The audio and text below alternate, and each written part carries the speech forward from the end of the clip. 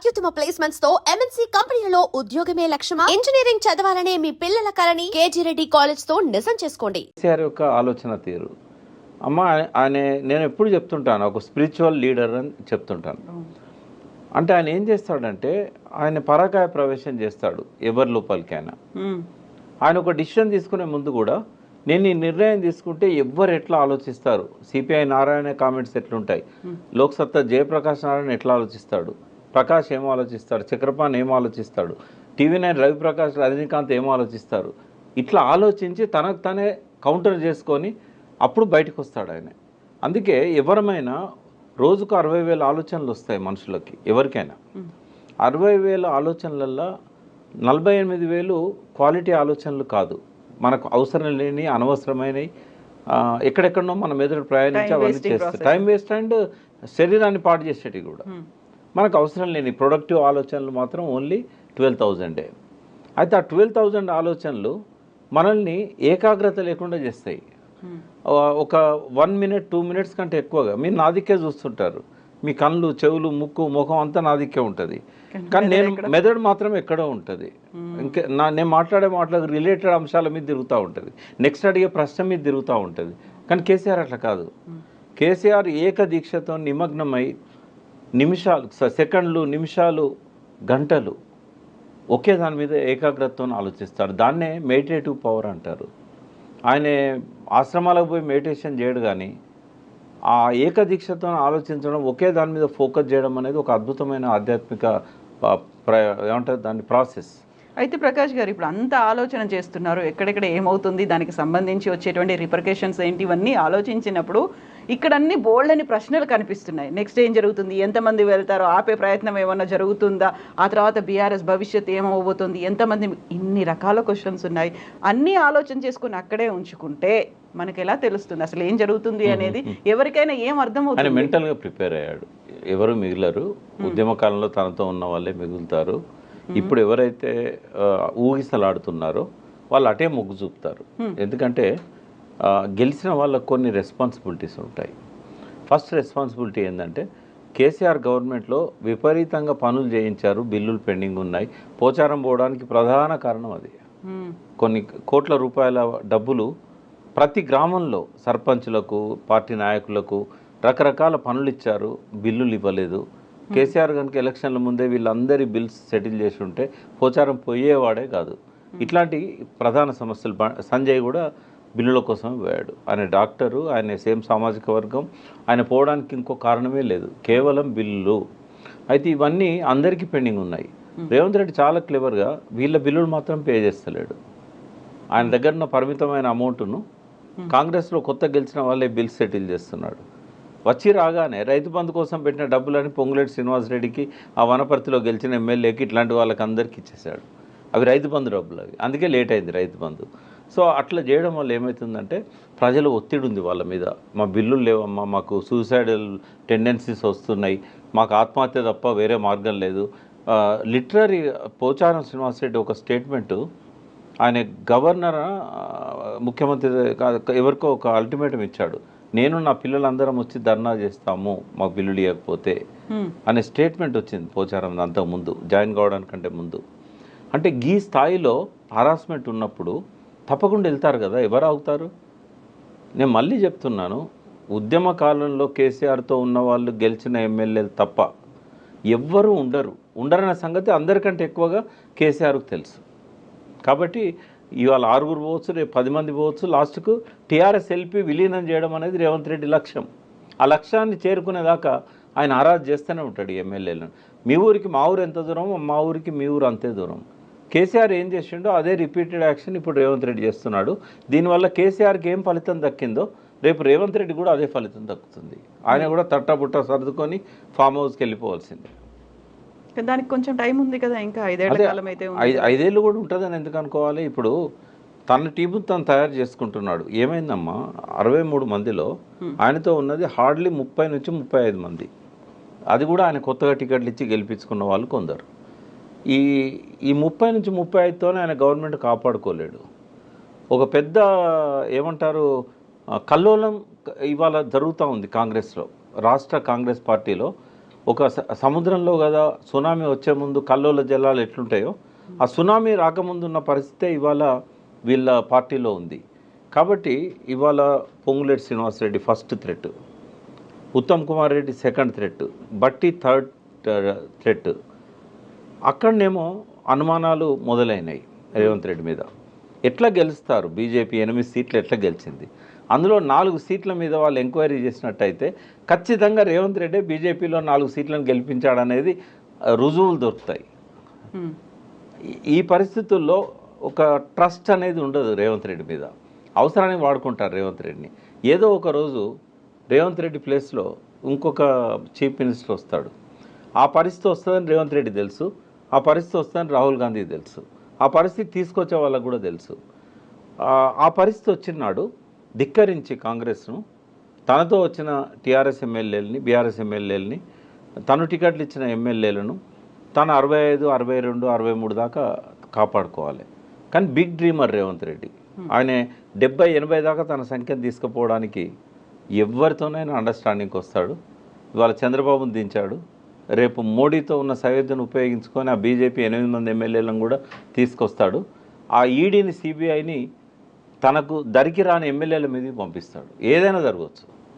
ఇప్పుడు ఏదైనా జరగవచ్చు. రేవంత్ సర్కార్కి కావాల్సినటువంటి ఆ మద్దతు ఎమ్మెల్యేల దగ్గర నుంచి లేదు అనుకున్నప్పుడు కేసీఆరే ఒక రకమైన స్ట్రాటజీని ఉపయోగించి తనకున్నటువంటి ఈ ఎక్స్పీరియన్స్ ఇంతకాలం జరిగిందంతా చూసిన తర్వాత ఆ దిశగా ఎందుకు ఆలోచించలేకపోయారు? మరి కేసీఆర్కి ఇప్పుడు ఒక మంచి సమయం దొరికిందమ్మా. ఆయన ఒకటి ఫస్ట్ హెల్తీగా ఉండడానికి రిలాక్స్ కావాల్సిన అవసరం ఉంది. రెండవది మళ్ళీ లేవడానికి వాళ్ళు ఏమంటున్నారు, వాళ్ళ పార్టీ వాళ్ళు ఫీనిక్స్లో నుంచి కేసీఆర్ మళ్ళీ లేస్తాడు ఒక పక్షిలాగా, ఫీనిక్స్ పక్షిలాగా. నేనేమంటున్నా, అంత అధ్వాన్నమైన పరిస్థితి మీకు లేదు బాబు, బూడిద కాలేదు మీరు. ఇవాళకి మీకు గ్రామాలలో వార్డు మెంబర్ల దగ్గర నుంచి జిల్లా పరిషత్ చైర్మన్ల దాకా పటిష్టమైన లీడర్షిప్ ఉంది, 60 లక్షల మెంబర్షిప్ ఉంది, క్రియాశీలక కార్యకర్తలు ఉన్నారు. చేసిన తప్పేందంటే వాటిని అనుసంధానం చేయలేదు. ఒక దారం సూది పట్టుకొని పూలన్నీ వెతుక్కుంటూ కొచ్చుకుంటూ పోయినట్టయితే కేసీఆర్కి ఒక అద్భుతమైన మాల ఏర్పడుతుంది, లీడర్షిప్ మాల. ఆ పని చేయడానికి ఇప్పుడు ఆయనకు ఆ విశ్రాంత సమయాన్ని ఉపయోగించుకున్నట్టయితే ఒక్కటి గుర్తుపెట్టుకోండి, కేసీఆర్ బలం ఎమ్మెల్యేల స్ట్రెంత్లో లేదు, కేసీఆర్ బలం ఎమ్మెల్సీలలో లేదు. కేసీఆర్ బలం ప్రజల లోపల రేకెత్తుతున్న కొత్త ఆలోచనలు, పశ్చాత్తాపం లోపల ఆయన బలం ఉన్నది. ఇవాళ జేకొట్టిన చేతులే ఇవాళ నిరుద్యోగుల పిడికిళ్ళై బిగిస్తున్నారు. ఏ బొగ్గు గనులలోనైతే 100% ఓట్లు కాంగ్రెస్కి వచ్చినాయో ఒక్క సీటు కూడా రాలేదు బొగ్గు గనుల ప్రాంతంలో. ఆ బొగ్గు గనుల లోపలనే ఇవాళ మంట మండుతున్నది, గనులు వేలం వేసినందుకు. రైతుల లోపల అసంతృప్తి కాళేశ్వరం నీళ్లను ఏసంగి పంటలకు ఇవ్వకుండా మార్చిన నాడే మొదలైంది. మళ్ళీ ఆత్మహత్యల దిక్కు సమాజం పోతున్నది, చేనేతకారుల ఆత్మహత్యలు పెరుగుతూ ఉన్నాయి. ఇవన్నీ కేసీఆర్ బలం అమ్మ. ఈ ప్రజల లోపల వస్తున్న అయ్యో మేము తప్పు చేశామనే ఒక పశ్చాత్తాపం, అది 1% ప్రజల్లో ఉన్నా కూడా అందులో కేసీఆర్ బలం ఉంది. నిరాశ నిస్పృహల్లో కేసీఆర్ బలం ఉన్నది. అయ్యో కేసీఆర్ ఉన్నప్పుడు ఇట్లా జరగలేదే అనే ఆలోచనలల్లో కేసీఆర్ బలం ఉన్నది. ఆలోచనలే పెట్టని కోట. నేను ఇంకా కొంచెం పోయిటిక్గా చెప్తాను. తొలి సంధ్య వేళలో తన కిరణాలతోని వెలుగులు పంచి మండు టెండల్లా కొలిమిలాగా మారి అస్తమిస్తున్న సూర్యుడు రేవంత్ రెడ్డి. మసక చీకట్లు తొలగిపోతుంటే సూర్యోదయం అడుగులేస్తున్నవాడు కేసీఆర్. కాబట్టి భవిష్యత్తు కేసీఆర్ తప్ప భవిష్యత్తు రేవంత్ రెడ్డి కాదు.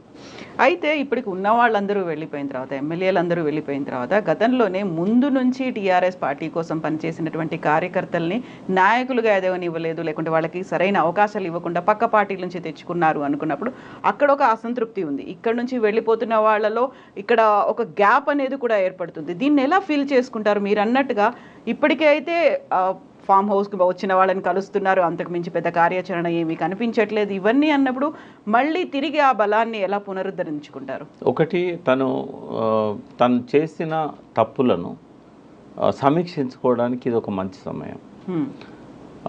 ఆ తప్పులను ఎవరైతే బాధితులు ఉన్నారో వాళ్ళతో పంచుకోవడానికి పొరపాటు జరిగింది, ఇప్పటి నుంచి మనం మంచిగా పోదాం, నేను మళ్ళీ అటువంటి రిపీట్ చేయను అనే ఒక విశ్వాసాన్ని, నమ్మకాన్ని ఆ క్యాడర్లో కలిగించాల్సిన అవసరం ఉంది. రాజకీయాల్లో ఎవరు పనికిరాని వాళ్ళు కాదు, క్రికెట్లో ఏ బాల్ కూడా పనికిరానిది కాదు. ప్రతి బాల్ను అవసరమైతే ఉపయోగించుకునే విధంగా బ్యాట్స్మెన్ సిద్ధంగా ఉండాలి. ఇక్కడ కూడా ఒక లీడర్ అనేవాడు చిన్న గడ్డి పరక లాంటి ఒక చిన్న గ్రామీణ స్థాయి వ్యక్తిని కూడా దూరం పెట్టకూడదు. ఆయన చేసిన తప్పది. మానవ సంబంధాలు దానికి సంబంధించిన అంశాలలో ఆయన చాలా తప్పులు చేశాడు. అంటే relationship is key to the success అంటారు. ఎగ్జాక్ట్లీ రిలేషన్షిప్ అనేది ఆయన మెయింటైన్ చేయలేదు ఎవరితో. Not even ministers, not even MLAs, not even ఆయన ఎమ్మెల్సీలు, ఆయన కుటుంబ సభ్యులు ఎవరితో కూడా రిలేషన్షిప్ అనేది ఆయన మెయింటైన్ చేయలేదు. తాను ఒక్కడే అయిపోయాడు. ఆయన ఏకాంత జీవితం గడిపాడు. మానసికంగా కూడా ఏకాకి అయిపోయాడు. థింక్ ట్యాంక్ లేదు, ఆయన చుట్టూ ఎవరు లేరు. ఇవాళ దాన్ని ఓవర్కమ్ కావాల్సిన అవసరం ఆయనకు ఉంది. ఆయన రియలైజ్ అయితేనే ఆయనకు భవిష్యత్తు ఉంటుంది. లేకుంటే ఈ గ్యాప్లో ఇంకొక పార్టీ వస్తుంది. ఒకటి రావచ్చు, రెండు రావచ్చు. ఇవాళ రేవంత్ రెడ్డి సీఎం అయిన తర్వాత ఒక 10-15 మంది తయారయ్యారు. మేము కూడా సీఎంలం అవుతాం, మేము కూడా ఆయనలాగా ప్యాషనేట్గా ఆలోచిస్తాం. మనం మాట్లాడుకుంటాం కదా, ప్యాషనేట్గా ఉంటే ప్రకృతి సహకరిస్తుంది అని. సో నథింగ్ ఈజ్ ఇంపాసిబుల్ అని చెప్పి జగ్గారెడ్డి తయారయ్యాడు, తీర్మార్ మల్లన తయారయ్యాడు, చాలామంది ఇంకా ఇట్లా చెప్పుకుంటూ పోతే ఒక 10-15 మంది మేమెందుకు సీఎంలం కాలేము, రేవంత్ రెడ్డి అయినప్పుడు మేమెందుకు కాలేము. రేవంత్ రెడ్డి మినిస్టర్ కూడా కాలే కదా, మరి చాలామంది మాజీ మంత్రులు కూడా మేమెందుకు సీఎం కాకూడదు, ఆయన పక్కనే ఉన్నారు అందరు. మేమెందుకు సీఎం కావద్దన్న వాళ్ళు ఆయన పక్కన ఉన్నారు, కేసీఆర్ గారు పక్కన ఉన్నారు. వీళ్ళలో జ్వలించే ఆలోచనలు ఒక రూపం తీసుకున్నట్టయితే నెక్స్ట్ ఎలక్షన్స్కి ఒకటి కూటమి ఏర్పడుతుంది. జనసేన, టీడీపీ, బీజేపీ కూటమి. నా గెస్ కరెక్ట్ అయితే ఆ కూటమికి నాయకుడు రేవంత్ రెడ్డి అవుతాడు. కాంగ్రెస్ ఎస్, ఆయనకి ఏంటంటే ముఖ్యమంత్రి కావడం మీద ఉన్న ఆసక్తి కాంగ్రెస్ను బలోపేతం చేయడం మీద ఎప్పుడూ ఉండదు. కాంగ్రెస్లో పుట్టలేదు, కాంగ్రెస్లో పెరగలేదు, ఆయన కాంగ్రెస్లో అంతం కాడు. కాబట్టి డెఫినెట్గా ఈ will start is own party. లేకపోతే ఆ సంఘటనకు నాయకుడు ఆయనే అవుతాడు. చంద్రబాబు నాయుడుకి కానీ, బీజేపీకి కానీ, జనసేనకు కానీ అంతకంటే నమ్మకమైన నాయకుడు ఇంకొకరు దొరకరు. కాబట్టి అదొక ఫోర్స్ రేపు కేసీఆర్ను డెఫినెట్గా ఎదుర్కొంటుంది. దాంతోనే మెయిన్ స్ట్రగుల్ అవుతాడు ఆయన. కాంగ్రెస్ అనేది రేవంత్ రెడ్డి లేకపోతే థర్డ్ ప్లేస్కి వెళ్ళిపోతుంది. కాబట్టి మెయిన్ బీఆర్ఎస్ ఎవరితో ఎదుర్కోవాలన్నప్పుడు ఈ కూటమితోనే ఎదుర్కొంటుంది. ఒక అన్నం ఉడికిందా లేదా అని ఒక చిన్న మెతుకుని పట్టుకొని టెస్ట్ చేసినట్టుగా నిన్న చంద్రబాబు నాయుడుకు ఇక్కడ ఏదైతే స్వాగతం పలికారో, ఇక్కడ క్రియేట్ చేసిన ఆ పసుపుదనం ఏదైతే ఉందో అదొక సూచనలాగా మనం అర్థం చేసుకోవచ్చు. రాబోయే రోజుల్లో మళ్ళీ చంద్రబాబు నాయుడు తెలంగాణలో చక్రం తిప్పుతాడు. ఈరోజు భేటీలో ఇదొక టర్నింగ్ పాయింట్ కాబోతున్నది చంద్రబాబు నాయుడుకి. సో ఇవన్నీ ఇంత వేగంగా రాజకీయ పరిణామాలు మారుతూ ఉన్నాయి, లేకుంటే మీరు చెప్పినట్టుగా సరికొత్త పార్టీలు లేకపోతే సరికొత్తగా కూటములు, సరికొత్త లీడర్లు బయటికి ఎమర్జ్ అయి రాబోతున్నారు అనుకున్నప్పుడు ఇప్పుడు కేసీఆర్ చేయబోయేటువంటి రాజకీయం లేకుంటే చేసే ఆలోచన అనేది, ఒక ఎగ్జిక్యూషన్ అనేది ఎలా ఉండాలంటారు? తన నమ్మకస్తులు ఎవరు అనేది ఆయన వడబోసుకొని వాళ్ళని తన వెనుక పెట్టుకోవాలి. ఒక సైన్యాన్ని తయారు చేయాలి, ఆయన పార్టీని ప్రక్షాళన చేయాలి. ఎవరైతే భవిష్యత్తులో లీడర్స్గా ఎదిగే అవకాశం ఉందో వాళ్ళకే బాధ్యతలు అప్పచెప్పాలి. ఎంత పెద్ద మాజీ మంత్రి కావచ్చు, లేకుంటే తనతోని ఈ 10 ఏళ్లలో సహచరుడుగా ఉన్న వ్యక్తి కావచ్చు, అతను ఉపయోగపడు, ప్రజల లోపల అతని పట్ల తిరస్కార భావం ఉన్నది అనుకున్నప్పుడు పక్కకు పెట్టాలి. రిలేషన్షిప్ మెయింటైన్ చేయాలి, కానీ లైమ్ లైట్లోకి తీసుకురాకూడదు. ఫస్ట్ ఏంటంటే ఆయన చుట్టూ ఉన్న కోటరీని మార్చాలి. కోటరీలో చెడ్డవాళ్ళు ఉన్నారని నేను అనట్లేదు, బట్ వాళ్ళ మీద ప్రజల లోపల ఒక చెడ్డ అభిప్రాయం ఏర్పడ్డది. ఎప్పుడు చూసినా కేసీఆర్ కుడిపక్క ఈయన ఉంటాడు, ఎనో పక్క ఆయన ఉంటాడు, ఇంకొక ఆయన వెనకాల ఉంటాడు, ఒక ఆయన ముందు అందరినీ కదిలిస్తుంటాడు. ఈ 10 ఏళ్ళు వీళ్ళే కదా అందరినీ కలవకుండా చేసింది, ఆపింది, దూరం చేసింది. వాళ్ళంతా గొప్ప వాళ్ళే కావచ్చు, వాళ్ళకి పెద్ద పెద్ద పదవులు ఉండి ఉండొచ్చు, పెద్దల సభలో సభ్యులుగా కూడా ఉండి ఉండొచ్చు. బట్ ఇవాళ భవిష్యత్తు కోసం కొంచెము లైమ్ లైట్లో ఉండకుండా వాళ్ళని వాళ్ళు లో ప్రొఫైల్లో పెట్టుకోవాలి, లేకపోతే ఈయన పెట్టాలి వాళ్ళను. తర్వాత ప్రజల లోపల అభిమానం ఉన్న ప్రజలను మెప్పించగలిగిన కోటరీని ఆయన క్రియేట్ చేసుకోగలగాలి. జరిగిన తప్పులను సమీక్షించుకొని మళ్ళీ బలోపేతం కావాలి. ఈ అవకాశాన్ని కనుక ఆయన ఈ విశ్రాంత సమయాన్ని కనుక ఆయన దానికి ఉపయోగించుకోకపోయినట్టయితే ఎక్కువ రోజులు గడవదు. వేరే పార్టీలు చాలా వేగంగా ముందుకొస్తాయి. అప్పుడు ఈ క్యాడర్ అంతా, ఇప్పుడు ఎమ్మెల్యేలు ఎమ్మెల్సీలు పోయారు, అప్పుడు ఈ ఉద్యమకారులు మిగిలరు, క్యాడర్ కూడా మిగలదు. ఈ ఆలోచనలన్నీ ఇప్పుడు మనం మాట్లాడుకున్న ఈ అంశాలన్నీ కూడా అబ్జర్వ్ చేస్తున్నారు, చూస్తున్నారు, ఏం జరుగుతోందో అంచనా కూడా వేస్తున్నారు. దానికి తగ్గట్టుగా ప్లాన్స్ అనేవి ఆల్రెడీ డెవలప్ చేసుకున్నారా మైండ్లో కేసీఆర్? చేసుకున్నాడు కాబట్టే నియోజకవర్గాల వారీగా అందరినీ పిలుస్తున్నాడు తను. బట్ అక్కడ రొటీన్ స్పీచ్లో ఉంటే కనుక మళ్ళీ ఫెయిల్ అవుతాడు తను.